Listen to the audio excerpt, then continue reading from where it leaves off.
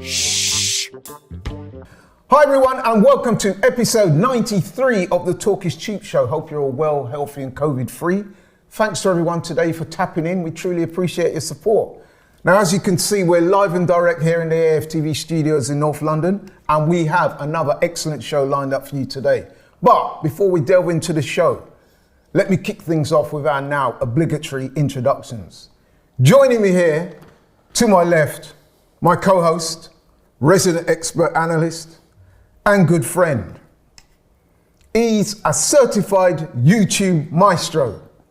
He's magnanimous, he's magnetic, he's magnificent, he's majestic, he's mammoth, he's masterful, he's a maverick, he's memorable, he's mesmerizing, he's meticulous, he's monumental. He is without doubt one of the megastars in these YouTube streets. Ladies and gentlemen, boys and girls, senior citizens, it is both my honor and pleasure to be able to introduce to you live and direct in the AFTV studios, Mr. Half Man, Mr. Half Amazing, the legendary Mr. Curtis Shaw from Curtis Shaw TV in the house. What are you saying, bro? Oh, man. What an intro. Yeah, I know. I thought he was going to run out of words. I don't know how you get that every week, by the way. You must just be looking at words like, which word shall I use this week? Yeah. No, big up, bro. Yeah, happy to be here. Happy to be here, man. And you know what's nice, because we're winning games at the moment, so I have to make the most of it, ride the wave. As I said last week, you can feel the energy in my voice. Energy's good, man. Yeah, man. Right, so now we've got our cursory introductions out of the way. Most of you who watch the show on a regular basis will know that we have our what we call our news and notes section, which is where we just go through matters that are relevant to the game, things that have happened in the week of relevance. So news and notes, first item, got to report the sad news. Last week, the passing of a legend, Jimmy Greaves, all-time goal scorer in the English leagues anyway. Tremendous record. What we got? 357 goals, the top flight of English football, which is a record that still stands, by the way. Previously held the international record for England with 44 goals. That's been passed now. But he got that in just 57 appearances. So listen, you know, we're Arsenal fans and he was a Tottenham great, but you know, you got to acknowledge greatness. Oh, of course, yeah. When it's here, man. So Curtis, you've been a striker. Yeah. You would have known about Jimmy Greaves. What's your thoughts on Jimmy Greaves? I mean, do you know what? I probably know more of Jimmy Greaves from the TV show that he used to do. You know, he's a bit... Satan Greaves. Satan Greaves, that's it. He's a bit before my time. I've seen videos of him and goals and stuff. He looks like he was a great goal scorer. A lot of the England strikers talk about him. I mean, you might be better off talking about him. No disrespect here, by the way. You know what I mean? No, but you're right. I remember growing up watching him, and I mean, you can still see the footage today, can't you? The old black and white footage of him scoring numerous goals. And the thing that struck me about some of those goals was the aplomb with which he finished them, and the way he took them. You know what I mean? He scored all sorts of goals, but you know what I mean? Whatever club you support, you can do nothing but appreciate what a great talent he was. So yeah, man. Our condolences to the family and friends and everybody who knew him. But yeah, it's a big loss for football. Yeah, massive. So, yeah, man. So, okay. Second item, news broke during the week that safe standing areas are to be introduced back into football grounds before the end of the season. I think they're looking at January 2022. Curtis, your thoughts on that? Do you welcome that? Do you know what? It's interesting because, especially when you go away from home, a lot of the time you're all standing up anyway. I've got to admit, I feel like it's more vibrant when you are standing up. I know a lot of people are hesitant because of obviously the Hillsborough disaster and stuff like that, and they were trying to get standing out of football grounds. They're now trying to bring it back in. Listen, if they can manage it properly, which hopefully they can, I do think there's a lot of a lot of clubs seem to want to have a section where fans can stand up because, as I say, I do think it adds to the atmosphere. So as long as they, manage it right, but it's just whether they can manage it correct. I mean, I think if they introduce something like that at the Emirates, it could only improve the atmosphere. Well, yeah, it can't get much worse, can it? Although it was rocking against Wimbledon, apparently, I mean, listen, I think sometimes we get unfairly criticised in that respect. Because, listen, Arsenal is by no means the quietest. I've been to Old Trafford. I've even been to Anfield a couple of times, man, and I've been disappointed with the so-called legendary cop, you know what I mean? Like, you get that massive, like, you'll never walk alone at the start, and then sometimes it just goes quiet. If they're not playing really well and they're not scoring, man, even grounds like that, the atmosphere is not great. So I think something like this, as long as it's safe and it will encourage the right type of atmosphere, then I think it's to be welcome. So we'll see what happens there. People have been asking for it for a while, haven't they? Yeah, they are. So we'll see. Third item, I'm pretty sure you'd be aware of this, but the government have had a Home Affairs Select Committee, which is where the government appoint a committee to look into specific things. And they've been looking at what actions social media groups like Instagram and Twitter and people like that can do to prevent racist abuse, online racist abuse. So that's been going on as we speak. And I know people like Anton Ferdinand have been giving evidence to the committee, and also some of the directors and sort of the big heads at Twitter and Instagram. So, any thoughts on that? Do you think it was going to make any difference? Well, when they talk, for some reason, I just kind of switch off a little bit, because I kind of look at it and think, if you really wanted to deal with it, you could. You're not dealing with it because of the financial implications. You think they could do more? They could do a lot more. It's all financially motivated. You know, they don't want to. You have to show identification to go on a betting website, right? But you don't have to show identification to go on social media, where you can abuse somebody, say whatever you want. All right, they might block that account. You set up another one in 2 minutes. Do you know what I mean? They're not clamping down on it because they know they will lose too many people from their platforms, and they make a lot of money off it. So, you know, I don't feel, until something affects them, they don't bother with it. And so I'll tell you one thing that came out of the hearing that I came across that I thought was quite interesting is that Twitter, I think it was Twitter, they were saying that they've introduced this, what they call machine learning technology, so they can kind of track a message as soon as it's generated. And then they can take it down soon after. And I think the lady was saying that after the Euros, where the black players had got abused, in the 2 days following that game, they'd taken down something like 15,000 racist tweets and messages, and messages with racist emojis in it. And I thought, wow, 15,000. So I guess that's a kind of step in the right direction if they're developing technology to try and counteract this sort of thing. But then I do hear what you're saying as well, is that at the fundamental of this, the ID thing is crucial, isn't it? Yeah. I don't see why they can't have that introduced. But we'll see how it goes, man. Yeah. I mean, at least they're talking about it, I guess. Yeah, at least, it's a start, but it's not enough. It's not enough. You know? And how many times have we said at least they're talking about it and nothing still gets done? Yeah. And like you said, at the end of the day, you get the impression of these things, it's all about the bottom line, isn't it? And are they going to sacrifice their bottom line for this? Yeah. We remain sceptical, to say the least. But anyway, okay, moving on then from our news and notes to another one of our regular features, which is to review Arsenal's last game since our last show. Now, since our last show, Arsenal played twice. Yeah. The first of those 2 games was last weekend, Premier League game away to Burnley. Now, much was said beforehand about this game. Could Arsenal cope with Burnley's well-known physicality? How would they cope with the aerial threat of the likes of Chris Wood and Barnes and people like that? Well, I think it's fair to say the answer was a resounding yes on the day. I thought Gabriel in particular was at the heart of the defence, and he did a sterling job. In fact, I think Chris Woods and Barnes got taken off before the end, so that would seem to indicate that he did his job there. General thoughts on the game?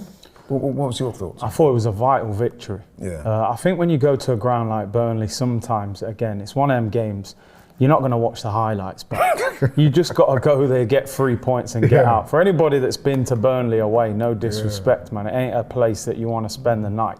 No. Do you know what I mean? You go there, get the points, get back on the train. But what I was looking at some staycations because of the whole COVID thing, and I must admit, Burnley was not one of the areas It wasn't I one. researched. Do you know what? No disrespect. Do you know what made me laugh after the game? Just briefly, Arteta said in his press conference that the team struggled with the heat, and I was like, "Are we playing in the Bahamas or is it Burnley?" Like, I don't think he got the wrong B. Yeah, I think he got it wrong there. So, but no, listen. Overall, I felt what I liked about the performance was I felt they dealt with the physical threat. Yeah. I thought Ben White struggled, though. I have to admit, early on, he was struggling a little bit, but I thought Gabriel, I thought Ramsdale was quality again. I thought Tomiyasu did well. Tomiyasu did really well. He did really well. Yeah. And listen, I think it's an important victory. It's another building block. And I think we could have won by more goals. A lot of those, there was a ball Pepe should have slipped in Aubameyang. Aubameyang could have given it back to Pepe another time. Smith Rowe had a chance. I think we could have come out there with 2 or 3 goals, which I think we've got to improve. But great goal by Odegaard. It was brilliant free kick. Fantastic goal, yeah. You know, we've been slightly critical of Odegaard in the past, saying for all his good play, he needs to sort of impact the game more in terms of goals and assists. Well, he impacted the game very well on Saturday. But it was a little interesting to look at the stats from the game because I made a note of it as well. Burnley actually recorded more shots on goal than we did, 18 to our 13, although shots on target was the same. And we had slightly more possession. But I thought we handled the game quite well. I thought we game managed it well. I thought we could have won that game by more than one. I think we had the better chances. As you said, the key moment was that free kick of Odegaard after 30 minutes. Tremendous strike. What did you think about the disallowed penalty for Burnley? Yeah, no, listen, I'm not just saying it because of Arsenal. I thought it was the correct decision. I see Sean Dyche going mad. I think what he was referring to, there was a penalty given against Burnley last season where the goalkeeper gets the ball and then kind of follows through on the player. Right. And it was given as a penalty. So he was trying to say Ramsdale got the ball and then took the player. But for me, it's not a penalty.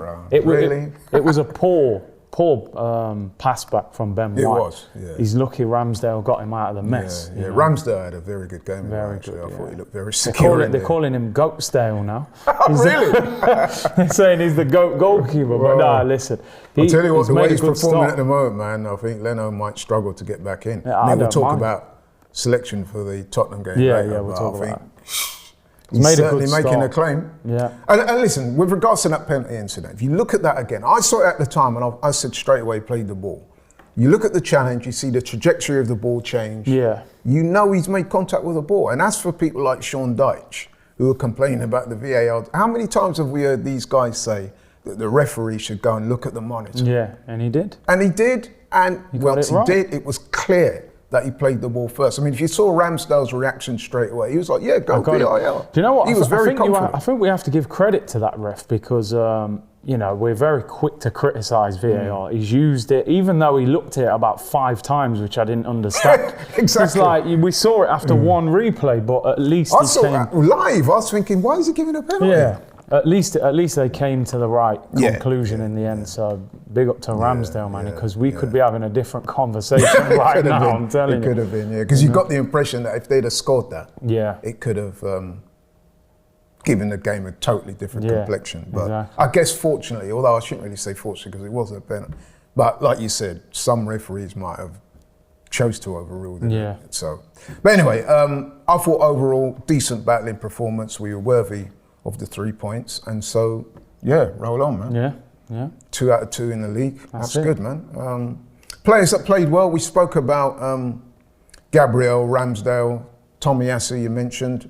I thought Aubameyang had a decent game. Some people will say, "Oh, come on, man," but I thought he. Okay, moving on. Am I capping for Aubameyang? But listen, you know, I'm with you on the Aubameyang. We're big fans of Aubameyang, but nah. You don't think so? Nah, I don't. Worked hard, yes. Well, I mean, played well. I didn't. He didn't score, man. But come on, I thought he did a lot of running, chasing. But he should do a lot of running. I guess that's a prerequisite. I can't remember him having a clear chance. He hardly had a shot. He could have slipped Pepe in. Don't get me wrong, he made the run and Pepe should have slipped him in. So on that, I could see him going to get Matt's good in the comments. I'd turn the comments off if I was Listen, you know me, I love Aubameyang, but yo, this... It's funny because whenever these games take place, I've kind of always subconsciously got my ABBA cam watch on. Yeah, we're always watching it. Because I mean, he seems to generate so much talk after a game. I personally thought he led the line well, and he did it. He had a decent game, but hey, he definitely worked hard. Yeah, he worked his socks off. But then, as you said, that's a prerequisite. Yeah. Thomas Partey, a lot of people were bigging him up when he came on. So that I thought he was good because the system that we played was a bit strange. He played with basically Partey in midfield by himself. With Smith Rowe and Odegaard in front, and I was a 4-1-4-1. Yeah. For the benefit of you, you're the expert. What is a 4-1-4-1? So obviously you got your back four. Partey kind of sits in front of the back four. Then you got two number 8s of Odegaard and Smith Rowe. He played that against Villarreal at home, and we got overrun in midfield. I think we're lucky that Burnley don't have that same quality in midfield, but no, they don't. Against Spurs, which obviously we're going to talk about, I kind of think you've got to play Smith Rowe or Odegaard rather than playing both of them. I think sometimes it's difficult to play them both. People have said that. But hey, it worked on the day. We got the win, and onwards and upwards. Right, okay, moving on swiftly then. The second game, third round Carabao Cup fixture at home to Wimbledon from League One. As expected, Arsenal put out a very different side. And this time the formation was more in keeping with what we know, a 4-3-2-1. So we had Leno in goal, who's fast becoming the number 2. A back four of Cedric, Rob Holding, Pablo Mari, Nuno Tavares, midfield 3, Maitland-Niles, Partey again. I was a bit surprised he played in this game. Sambi Lokonga, we like Sambi. Martinelli came in and Eddie, it's well known it, and Lacazette up front. To keep it brief, fairly comfortable 3-0 win. And we scored early, courtesy of a penalty from Lacazette. We had to wait a while to get the second and third goals. The common consensus seems to be is that although we won and looked fairly comfortable, it wasn't a particularly convincing performance. Is that something that you... I mean, first of all, it's the game that pretty much nobody even watched. You know, we all kind of were kind of guessing what was happening. But do you know what? Two things struck me when I saw this team selection. Number one, my first thing was, oh no, don't play Thomas Partey. He keeps getting injured. League One team, they'll be physical. But apparently Partey asked for minutes. Yeah, I was going to. That's what I heard. And he came off obviously unscathed, so that worked. I tell you, my second worry was, I looked at Sambi Lokonga playing and I had alarm bells ringing because in my head I'm thinking, if he's playing tonight, he's not going to play against Spurs, and guess who's back from suspension on Sunday, mate? Mr. Granit Xhaka. So, but hey, we don't know, maybe not, but... I think we know how that's going to play out. You can imagine him in the starting lineup, can't you? Which will, but hey, we'll talk about that at a different time. But no, listen, we had a good team out. Saw the highlights and that it didn't look like an amazing performance, but in cup football, win the game 3-0, you can't complain. But I just think Arsenal, if we're going to progress in the cups and in the league, the performances are going to have to lift as well. You know, we're kind of getting results without playing great at the moment. But some would say that's a positive thing. I mean, how many times have I heard people say, well, that's the sign of a good team. They're not playing well, but they've got that winning mentality and, you know, at least they're winning. Well, when we do that, you still get a lot of people saying I hear you. I just think to sustain it, eventually you're going to have to perform. Absolutely, you know? I do agree totally. Like I said, it would appear that we were well in control. I mean, I spoke to Robbie, who went to the game, and a couple of the other guys from the AFTV family, they went there, and they pretty much said that we controlled the game without looking particularly impressive. I mean, shots on goal, it was 19-4, so that tells its own story.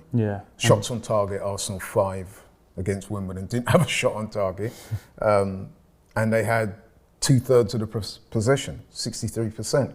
So it looks like they dominated the game, but like I said. But one thing I would say though, on this, and me and you've spoken about this off camera, but I'm going to reiterate it here because I think it's an important thing to say, is that I think that Arsenal really need to target this competition, man, and try and do well in it. Because let's be honest, man, we're not going to win the Premier League.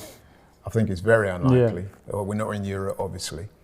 So that means the cup competitions represent the only chance of success. Now, We've done very well in the FA Cup over the years, but in the League Cup, or the Carabao Cup as it's now called, we haven't done so well. I think you've got to go back to the 1990s, 1994, for our last win in this competition. And let's face it, man, teams who have been more successful than us, the likes of City, they've targeted this competition, and they've done it. I think City have won it something like 4 times in a row. So if it's good enough for City to win, man, it should be good enough for us to try and do well. So I think that this cup is going to be important this year. What do you think? Like you said, man, we're only in 3 competitions. One of them, the league, we ain't winning that. So the FA Cup and the Carabao Cup, that's our chance of silverware. And the fact that the Carabao Cup final is so early in the season, I think even with Man City, they use it as like a springboard for the final couple of months.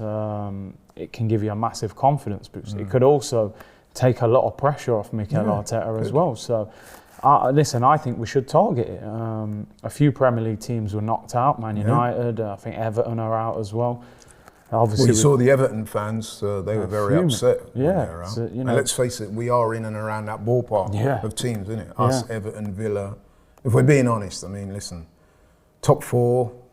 We're not there right now. No, well, we've got to even be top 6. And anyway, let me ask you a question, bro, because like, again, this is conversations I've had with people over the years. Now, I'm old school, as you know, you can just look at me and tell I'm pretty old school, but I'm one of those people, man. I would rather win a trophy than qualify for a European competition. Now, most people, if they gave you the option of qualifying for the Champions League over the Carabao Cup, they'd probably take the Champions League. And I understand that. But, bro, I'm telling you, if it's between the Europa League and something like the Carabao Cup or the FA Cup, to me, I'm taking a cup competition. I think the thing is, if you win the FA Cup, you get into the Europa League. That's true. If you win the Carabao Cup, I believe you go into the Conference League, which I don't think anyone wants to be in that. Listen, I'm like you. As a fan, I would always rather win a trophy than get back into Europe. It's just sometimes I think getting back into Europe can do more for you than winning that trophy in a sense, because the finances, you can attract players. But then, like we said, winning the FA Cup, if we won that, we would be back in the Europa League anyway. But I still consider the FA Cup as quite a prestigious competition. Yeah. The Carabao Cup, it has to be said, less so. But I still think that if we win the Carabao Cup this season, a lot of the fans would be happy with it. I think the manager would be happy, I think the players, and it would bring back that feel-good factor, which was certainly missing at the end of last year. Well, all of last year, I would say. But for me, I think a very good season for Arsenal would be top 6 and win a trophy. Listen, we all want top 4. Some people will be in the comments going, no, we have to get top 4. But we've also got to be realistic. Exactly. With this manager and this team, it's going to take time. It may not even happen, but we hope it does. I think we're a long way behind that top 4 at the moment. I think if we can get in that top 6, maybe win an FA Cup, a Carabao Cup, that would be progress. I'm with you on that, bro. And on that note, they won the game, obviously, and the draw took place last night. We've got Leeds at home in the next round. Now, I would say that Leeds are no mugs, obviously. They're a decent team, well managed. They've got a particular style of play. But if I'm being honest, bro, if we're at home, I think that's a fairly... It could have got... a good draw. It could have been worse, right? It's a good draw because, like you were saying off camera, I don't think Bielsa takes this competition that serious. Leeds have started the season quite bad in the league. He's under a bit of pressure already. I would imagine Leeds will make changes for that game. We'll make changes as well, but we've got a better squad than Leeds. We're at home, we'll have the fans. I think it's a decent draw. And I hope we get through. Against a team that, you know, although they're a decent side, we know what they're capable of. They've not made the best of starts. I'm pretty sure, like you said, Bielsa and those guys, their focus will be elsewhere, let's be honest. And even traditionally, since he's been at the club, I don't think he's given the FA Cup and the Carabao Cup the greatest of attention. So I'm fully expecting us to go through. I don't want to sound overconfident, but listen, like I said, I want to see us make a good run for this competition, man. And I hope the management have the same kind of vision. But hey, okay, moving on again then to our next topic. Big weekend coming up, man. Ops of the week. Doesn't get much bigger. North London derby at home, Arsenal against Spurs. Massive game. So let me set the scene for the game then. Yeah. So if we look at the form guide for the two teams going into this game, Tottenham, after a very good start, I mean, they beat Man City, Wolves and Watford, but since then the trajectory has been largely downhill. Let's take a look at the receipts. Tottenham currently 7th as we speak in the Premier League, played 5, as I said. They beat Man City, Wolves and Watford, but then they lost their last 2, quite convincingly as well, to Palace, courtesy of Vieira, big up Vieira. And then they lost to Chelsea 3-0. And apparently they were pretty convincingly swept aside. Dealt with, yeah. And ourselves, we're currently 13th. Now we make an horrendous start, losing the first 3 games, lost to Brentford, lost to City, lost to Chelsea. But then since then, we've bounced back quite well. Beat Norwich, beat Burnley. So going into this game, man, looking at the form guide, although sometimes we would have to say that the form guide in local derbies goes out the window, it would favour us. And of course, last season, it was 1-1 in terms of games won. They beat us at their place, we beat them at our place. How do you see this fixture going, bro? I have to admit, I'm really looking forward to this game. This and probably Man United are the 2 games I look for first on the fixture list. Not Burnley, no? No, not Burnley, no. I'm in no rush for that one. Not Burnley or Norwich? No, not Burnley. What I'll say is, 2 or 3 weeks ago when we had the international break, I was looking at these fixtures like, oh no. Trepidation. Now I'm more optimistic. I feel like we're building. I like the look of that back 4 now. I feel like we look settled. Ramsdale for me, we'll talk about the team selection, but I think he should continue in goal. Yeah. I put it like this. I think we're favourites to win the game. We've got a good record at home and we are the team that have won a few, they've lost a few. I'm still cautious though. I'm still cautious because I would still say that we haven't beaten anybody decent yet. That's not being disrespectful to Burnley or Norwich, but I'm not being disrespectful, but I'm being disrespectful. I'm just being honest, you know what I mean? Tottenham are a better team than both of them. You know, we're not going to get the same amount of opportunities. But I would say for Mikel Arteta, it's a must-win game for him because if the result goes against us, again, you go back to that same energy then. And we've got a good record against Spurs in the league at home. If we win, we might go, okay, is he actually turning a corner here? We've won the last 3, we've won in the Cup. He's beat Spurs, Brighton next week. So I think this is a huge game for the manager. Massive game. I think he's got to, and do you know what? I just, if Aubameyang watches this show, because I know he does tune into AFTV. I know his brother does as well. Yeah. Leave your house early. Because remember what happened last year with the gold Lambo in traffic. So definitely make sure you're not late this time. But actually, you know what? That is a very good point. Although you make it in jest, it's a very good point. Because if you remember, that particular incident set off a chain of events that didn't do the club any good at all. Yeah. Either him or the club. So it's very negative. So yeah, man. Hopefully, he will get in that Lambo early.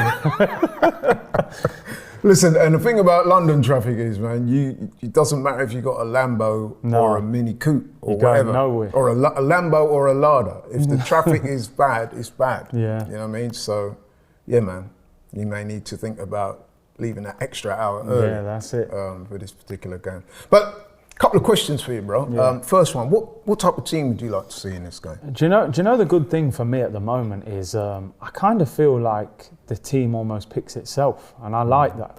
There are 1 or 2 positions where we would have a debate. I think the whole back 5 picks itself. Let's start off this debate. Let's go for it. Let's start for it. Your mate, Granite, is back from suspension, and we all know, let's be honest, I know he wouldn't be your first choice, but let's keep it 1. Yeah, I know you wouldn't walk straight back into your team, but let's keep it 100, bro. Let's keep it a buck. The manager is a self-avowed fan of Granit Xhaka. He said so. Yeah, he said so.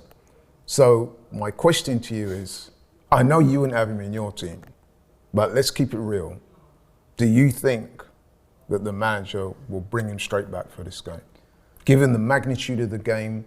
Listen, we know Sambi and those guys have made a decent start, but he is relatively inexperienced. This is going to be a big game at home. The eyes of the world will be on this game. Do you think he will trust Sambi to play? Or do you think he will go for Granit Xhaka's experience? Do you know what? I look at it like this, and this isn't my opinion, because you know my answer to that. Number one, Granit Xhaka, for me, let us down massively at Manchester City. Right, he got sent off with a shocking tackle. On top of that, he's had COVID. Remember, he's had COVID in the last couple of weeks. He's been isolating. I think he was still in Switzerland. So I don't know whether he was able to train or not.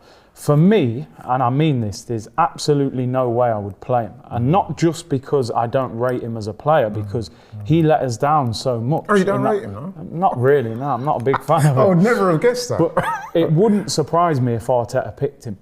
It would not surprise me, because I don't see him playing Partey in that midfield by himself. No. Tottenham have got a stronger midfield. So he's got to really play Lokonga or Granit Xhaka next to him. Like I said, for me, Lokonga 100%. I don't think we've even really seen those two play together yet.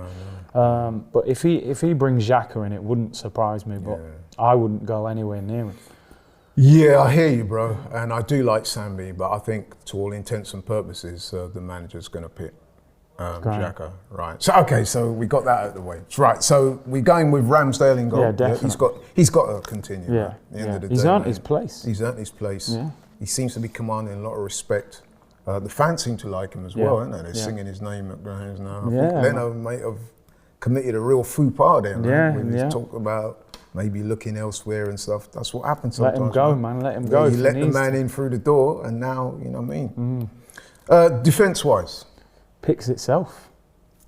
Tell the people, bro. Tommy Asu at right back. They're calling him Tommy Cafu at the moment. I like that one. The only thing is, and as I said he again... could be decaffeinated though. Yeah, he's not black.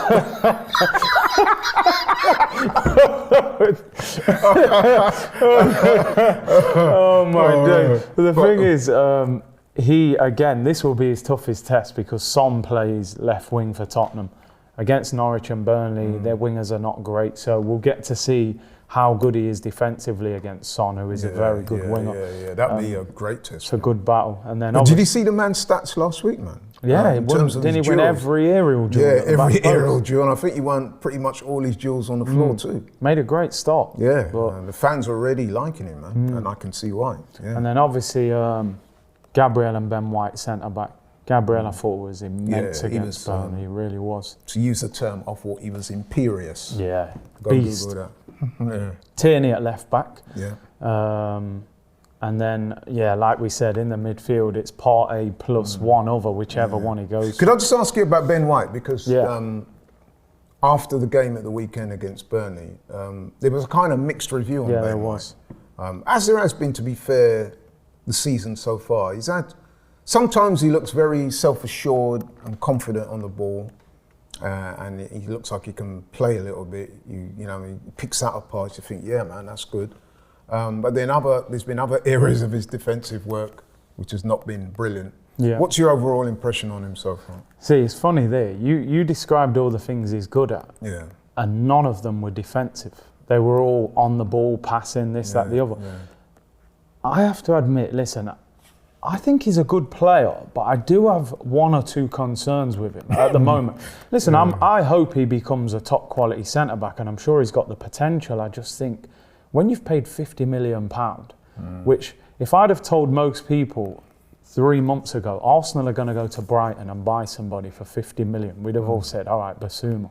Yeah, we went and signed Ben White, and if you look at Brighton, they're like 4th or 5th in the league. They're having a party down there. They're not missing Ben White at all. Yeah. And then to make matters worse, I'm going on social media and William Saliba team of the week and Marseille second in the league, and I'm should we have kept him and spent that 50 million elsewhere? I don't know. Listen, that's neither here nor there. But that Saliba thing is one of those things that in years to come, someone's going to write a book. Whether it's Saliba or somebody, and then we're going to know the true story, because I'm at a loss to explain what's going on. But anyway, Saliba, we will know. We will know. He definitely won't be playing. No, he won't be playing. But so let's stick to. I think with Ben White, it's like, how good is he as a defender? It's crazy nowadays. You know, years ago when you signed a centre back, you signed him because he was great at defending. Now we're signing centre backs who are good on the ball, but maybe not even great at defending. So, listen, he's going to have a big test. He's playing against Harry Kane. I know Kane hasn't looked great. He did score against Wolves in the cup. So, but you know what? Again, I'm a little old school, and I do like the partnerships. Especially in defence. And to me, that kind of where you get one guy that's robust and does the physical, like the dirty work. That would be, in this case, your Gabriel, which is weird because him being Brazilian, you consider him to be like the more ball playing, a bit more swag. But in this instance, anyway, he looks to be that kind of rock, a solid guy, gets all the tackles in, wins the ball in the air. Ben White seems to be the guy that likes to play a bit on the more. ball, So it could work. I remember years ago, Chelsea, John Terry and Cavallio, that seemed to be the perfect mixer at the time. Maybe this could be the start of something similar. Let's hope so. But okay, so that was Ben White. So you got Tommy Cafu. Tesco bag Tierney at left back. Tierney will definitely play. Tierney will play. And then, like I said, you got Ben White and Gabriel in the middle there. Moving forward. And then midfield, so you go Partey plus. I would go. It's going to be. You're saying that with so much confidence. Just no, because I know that the manager is a big fan. He's come out and said. The thing is, I look at that and think, how can he justify that? Because number one, is he that good? All right, he rates him highly, but the man let us down. And it's not the first time he's done it as well. He's done this so many times. And but I can see why someone like Mikel would go for Granit with the experience. Balance. He's got the presence. He's played in these big games. He's done it all as a player in terms of where he's played. Internationally, World Cups, Euros, everything, you know what I mean? So, to be fair to the manager, he probably is going to side with that. At least he's got Sambi as an option. I mean, Sambi is one for the future. I'd be playing him. I know. He was in the Belgium squad. He played for Belgium in the international break, and they're one of the best teams in Europe at the moment. So, but that'll be interesting on the team selection. Like I said, then the number 10, which for me, this is big. I'm going Odegaard. You paid 30 million for him, scored the goal against Burnley. I kind of think that he did a lot of work as well. He did do a lot of work. I think he links up better with Aubameyang than Smith Rowe does. I kind of think Smith Rowe works better with Lacazette. You know what I mean? I would stick with Pepe and Saka. I know a lot of people have been saying maybe Saka needs a break. He looks a little bit tired. Some people have been He didn't have his best game, actually. He didn't. He's looked a little bit off it all season. But the thing about that is that he set such a high standard in previous games. And then, last season, that, it's almost like people are expecting him to hit those heights every game. And listen, man, guys are 19, 20, he's not going to do it every week. Do you know what I wanted to ask you, right, with the Pepe and Saka thing? What side of the pitch do you think they're better? Because I saw a thing on Sky yesterday saying that they think Saka is better on the right than he is on the left, but a lot of people say Pepe's better. So who would you play on the right and the left? Again, given my old school tendencies, man, I like to see players play, on the side where their foot is better. So for me, Pepe should be on the left-hand side because a lot of left-footed players are like this. Actually, they're very left-sided. You know what I mean? You only got to look at people like Messi and Maradona to name but two. Arjen Robben, great left feet. And they're very left-sided. Not so much Messi, but remember Arjen Robben? Oh, he was basically a great one-footed player. He was a great player, but he was a one-footed player. And even the great Maradona most of the great work that he did was with his left foot. Although he could use his right foot, obviously. But man. So I'd like to see Pepe on the left. And go Saka on the right. And then Odegaard in the 10, and then the big man up top. I tell you what, this is a big game for him. It is. Do you know what I mean? Last year he was kind of disgraced, turned up late for the derby, missed it. Like you said, there was a chain of events. He's had a good record at home against Tottenham before that. I remember a lot of big goals he scored. we say it every week, you know, Aubameyang, this goal can lift his season, but he needs to lead us in this game. He's the captain. Tottenham's defence does not look great. They've conceded goals against Palace, Chelsea, even in the Conference League. Yeah, like I said, in the league, back-to-back 3-0 defeats. Yeah, we got to go and get them. You know what I mean? We got to go and beat them for me. Say it with your chest, man. I'm saying it with chest. I'm predicting a win as well. Yeah, me too. I am. I'm backing the team. 60,000. What formation would you like to see us use? 4-2-3-1 for me. So play your two midfielders in front of the back four. You got your number 10 then and your two wingers and your striker up top. Front, But the team selection is going to be interesting. I think the subs will be interesting as well. They'll play a part because a game of this intensity, this magnitude, it's going to be physical, it's going to be intense, it's going to be 100%. Guys are going to be having to be working hard, thinking hard, you know what I mean? So the subs bench could prove crucial. Who do you like to see? Well, I suppose from the team I would have picked, that would leave, like, you'd have Lacazette, you'd have Smith Rowe, you'd have Martinelli. They're good options to bring on. What about Eddie? He had a listen, Eddie's there. Yeah, that's a great goal as well. But I wouldn't probably bring him on ahead of those three. No. But he's there if we need him. And one thing I thought that was good, right? Obviously Tottenham played Wolves. Because they played Wolves, who were a better team than obviously Wimbledon, the likes of Kane and them guys, they played the whole 90 minutes. Yeah. We rested pretty much our whole 11, so we should be fresher for this game than them. Yeah, that's a good point. So, good point. Listen, for me, we have to win this game. No draw, no defeat, go and beat them. Right, that only leaves me to say, man, prediction time. 2-1. 2-1. They've got a lot of... Why do you say, I mean, listen, people watching this will say, yeah, man, of course you're going to pick Arsenal to win because, you know, you're Arsenal. No, but you know me. When we played Man City, I predicted a defeat. I don't just say win every game. You know? No, that's true. But justify your this one for me prediction. Tell us why you think that. I think Tottenham are on the downward a little bit. I've got to be honest. They started the season well. I'm not too sure whether their fan base are totally behind that manager. I think Kane... It's interesting because he got the manager of the month. Got manager of the month, yeah. Last month. And then I look at Kane and I just think he doesn't really want to be there. Don't get me wrong. I was going to ask you, do you think that then? Do you think it's starting to show? Yeah, I do. I do. Interesting. Because I think with Kane, he's got to be sitting there now thinking, you know, he's 28. You've just missed out on the Euros, which we should have won. Yeah. Tottenham have lost the Carabao Cup final, Champions League final, Poch's gone, Mourinho's gone. He's got to be sitting there going, what am I doing here now, you know? Because let's face it, they're another team like us. They're not going to win the league. No. Okay, they're in this European conference thing, but even if they did win that, I mean, come on. People won't be classifying it as anything, as a major trophy. They just won't. And like you said, so that brings it down to the cup competitions of Carabao Cup and the FA Cup. And if you're Harry Kane, you're thinking, had I gone to the likes of Man City, there's a real chance that not only I would have been taking part, but the Premier League's on, the Champions League is definitely on for City. And here I am at Tottenham, you know what I mean, against my will, really. Let's be honest, man. We all know deep down he wanted that move. Yeah, badly. He wanted that move, bro. I don't care what the likes of Toby, Tottenham. Shout out to Toby, by the way. Toby, He wanted to leave. I think the difference now with Kane, when he's been linked with moves in the past, it's like, oh, don't worry, it'll happen eventually. Yeah. He's 28 now. I think he might have missed the boat. I don't think City will come back very much. I think they're going to chase Haaland. I don't think. I don't see any other team. And that might be in the back of his mind, isn't it? Yeah. You're Listen, you know what? Like, let me ask you, because you know you've been a pro footballer, maybe not at Premier League level, but you played the game at a very high level. And I'm sure you would have had teams tap you up for moves. What's it like when you're playing for a team, you're reasonably happy there, but you're thinking, you know what, I could have got a move elsewhere. What's that like?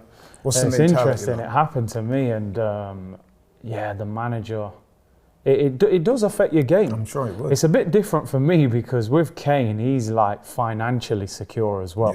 When you're at that level, you only have to think about football. You know, you're a millionaire. Mine was football and financial. This is going to benefit me in two different ways. And when a manager just says, no, you're not going nowhere, you're contracted, go and train. And you're like, what? Like, you know what I mean? So it can affect your game. It can.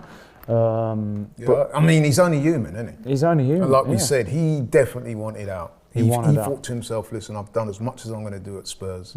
We're not there in terms of winning things at the top flight. Yeah.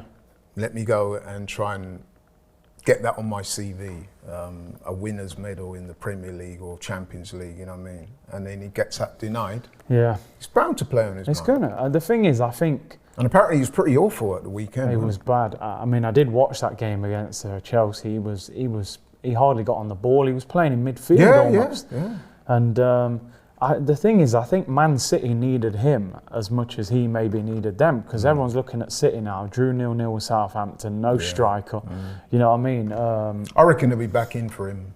You think they'll have one more go in January? Oh, absolutely. Yeah, I think so. The only thing is, would Spurs sell him mid-season? Hard to replace him. Maybe if City just say, look, this could make the difference, they might just pay the money, but you know what it is as well, even if he doesn't go in January, it's the same type of effect again. Once again, you'll be wanting a move. Yeah. He probably won't get it. So and then he's back on a downer then, again. You know what I mean? Yeah. But this might not end well. But anyway, we don't want to turn this into the Harry Kane show. That's not really our problem. Nah. To go back to your prediction, bro. So you got 2-1. You know what? I'm with you on that. And I'm going to take it a step further. I'm going to go 2-0. 2-0, clean listen, sheet. Man, I think, I'm all for it. I'm going to say it here now, and I'm not capping. Go on. This is what, honestly, well, I said this to you off camera, innit? Yeah. I think that this particular game, given all the circumstances leading into the game, is probably the most winnable North London derby Arsenal have had in a few years. They're going to clip you for that. You're going to get clipped off. I can't see us losing this game, bro. No, I can't, but... And I've told this to my Tottenham friends as well. I've got a little few bets going on as well. I'm very confident, because listen, we were in a deep fog. Very deep. Before the Norwich game, and we turned it around. Yes, it wasn't wholly convincing, but we won the game. We went to Burnley. People were saying, yeah, but you beat Norwich at home. Could you do it against Burnley with the aerial threat and Chris Wood and all them man roughing it up? Well, we showed we could go there, handle the physical battle, come out on top. So that's 2 in the Premier League. Then we had the game against Wimbledon where we were expected to beat them, and we did it fairly comfortably. Again, the performance wasn't fantastic, but you know, all those games we win, we haven't conceded a goal. So the confidence is building. And then, like I said, if you look at the trajectory of the results with Tottenham, they had a really good start. But since then, they've lost their 2 league games quite comfortably. I mean, the Palace defeat, let's be honest, man, to lose 3-0 to Palace. Poor. Is no disrespect to Palace, man, but I didn't see that coming. No, I didn't. And they got slapped up against Palace. Chelsea, big London derby for them. According to a certain Jermaine Genius, it's their biggest game of the season. Yeah. And they got slapped. Yeah. Could have been more, apparently. Although I think they'd make a good start, is what they were saying. Yeah, they made a good start. But it don't matter. They got beaten, and beaten handily. And now they play us. And I'm sure, if the Tottenham fans are being honest, there will be a certain amount of trepidation. I think, you know, with me, weekend. it's like I'm kind of, my slight concern and caution is more almost with us than them. It's like, is Arteta going to pick the right team? If I start seeing Xhakas and people like out on the team sheet, I'm going to be like...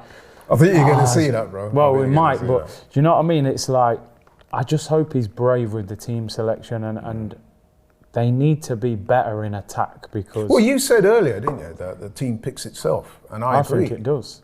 So, how brave is he really? I mean, the only position that's up for grabs, if we're being honest, is that midfield position occupied by Xhaka. Is he going to keep Xhaka in there, or is he going to bring in Sambi? Now, I'm with you. I would have liked to have seen him be a bit brave, play Sambi, but I just think he's going to opt for Xhaka's greater experience and his physical presence as well. And, you know, I think he's going to go down that route. But in terms of the game itself, I'm optimistic. I'm going 2-0 Arsenal. Yeah, I'm going 2-1. Yeah, so I think that at least we agree on the... At least we're hoping it's a victory. Yeah. But listen, man, I am fairly optimistic. I think that things are starting to look a little bit brighter. A little bit brighter. I think the team's looking a bit more robust, a bit more sturdy. I mean, earlier in the season, people were saying you've got no heart, you're not tough enough, this and that. Well, these are the types of games in which we can show that we're making improvement in those areas. And I did like what I saw last week at Burnley. At least the guys were putting in a shift. And I think that will continue this weekend. So yeah, I'm confident. Let's hope so. Right, okay. So we're coming to the end of the show now, bro. As usual, I've really enjoyed it. Yes. Hope you guys have had too. My special thanks to Curtis for Big up, bro. coming all the way up to the studios, North London here, and giving his honest and forthright opinions as always. Tell the people where they can find you on social media, bro. Curtis Shaw TV on YouTube, you know where we're at, people, daily uploads, and yeah, we're there. Keep up the good work, bro. Yeah, Keep man. up the good work. And to all those watching, man, send us your comments on what we spoke about today. Give us your thoughts on the North London derby. Do you think, like me, that this is, without wishing to sound too overconfident, given the way things have played out so far, the way the trajectory of the two teams' performances have gone, I'm thinking that this could be our most winnable. I'm not saying, you know what I mean, we're absolutely going to win it, but I am confident. Do you think that this is our most winnable game in the North London derby for a few years? I think so. If you disagree with me, tell me why. You know what I mean? Do you think I'm being overconfident? Do you think that Spurs will upset the odds? Because let's face it, I think we will be favourite going into this game, don't you think? With it being at home, So yeah, man. And listen, thanks for tapping in. Thanks for supporting the show. Thanks for sending us your comments. Keep yourselves well, healthy and COVID-free. And I'm out. And so is he. Respect. Bless.